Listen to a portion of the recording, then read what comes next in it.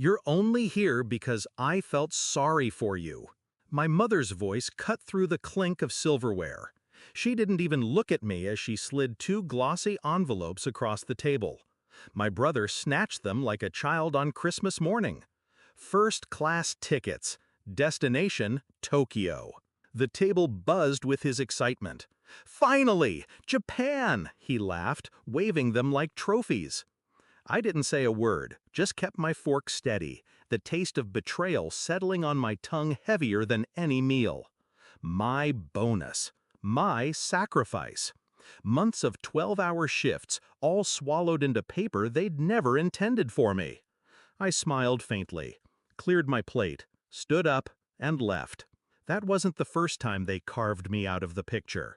Growing up, my brother was the heir, the chosen. When he failed, they shielded him. When he stumbled, they lifted him. And me? I was the utility, silent, dependable, invisible. The extra shifts I worked because you don't have kids. The loans I covered just until your brother gets on his feet. The vacations I never saw because family money is tight this year. But it wasn't tight for him. Never for him. That night, though, something in me clicked into place. It wasn't anger, it was clarity. If they saw me as a wallet, then fine, but a wallet can close. The plan formed with surgical precision. Step 1. Reverse the miles transfer. I logged in, one click, and the seats they'd stolen from me reverted back into my account. No refund for them, just empty confirmation codes. Step 2. Cancel every hotel reservation tied to my card. Kyoto, Osaka, Tokyo. Each one undone in silence. The emails rolled in like dominoes, each cancellation confirmed, sweeter than the last. Step 3. Freeze their emergency account, the one they'd leaned on countless times. The one I had co-signed years ago out of guilt.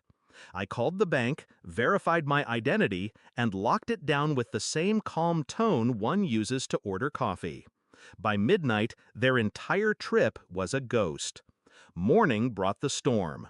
At the airport, TSA flagged them at the gate. Their tickets scanned red. Invalid. My brother's temper lit first, shouting, demanding answers. My mother, tight-lipped, whispered excuses to the staff. I wasn't there, but I didn't need to be. I could picture it perfectly. Their faces blanching, the eyes of strangers burning into them, the realization dawning that they weren't flying anywhere. And then came the hotel calls, politely informing them that their generous sponsor had canceled every room. No rebooking, no apologies, just cold efficiency. By noon, their dream trip had evaporated. That's when I delivered the final strike. I called the Kyoto Hotel directly, using the number they had listed for emergencies. My voice was calm, professional. I explained there'd been a financial mishap, and that any charges should be directed back to the cardholder on file, my mother. The manager thanked me, said he understood. I hung up. It wasn't about money. It was about erasing the safety nets, stripping away the entitlement they wrapped themselves in. They didn't call me that day, not even the next. But by day 3, my phone lit up. First, my brother. "What the hell did you do?" Then my mother. "We're stranded. Fix this now." I ignored them both. Hours later, a final message came through. "You'll regret this. We're still your family." That one made me laugh. Family. The word they weaponized whenever they needed something. The word that vanished when I did. Weeks later, I saw them again.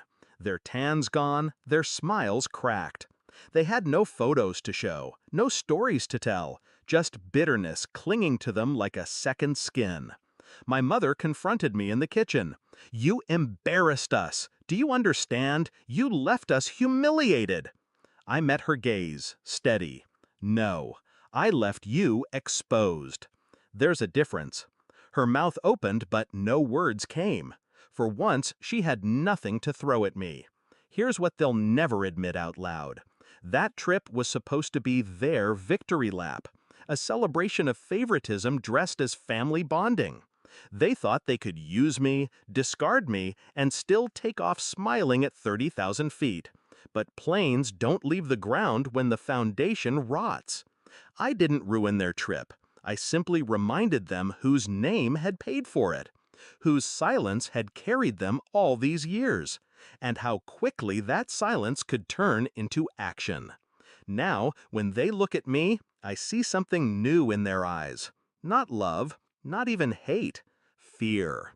They know I'm done playing the fool at their table.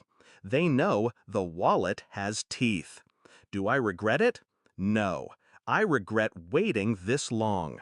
Because revenge isn't about shouting. It's about letting them choke on the silence while their world collapses, one reservation at a time. And I gave them silence.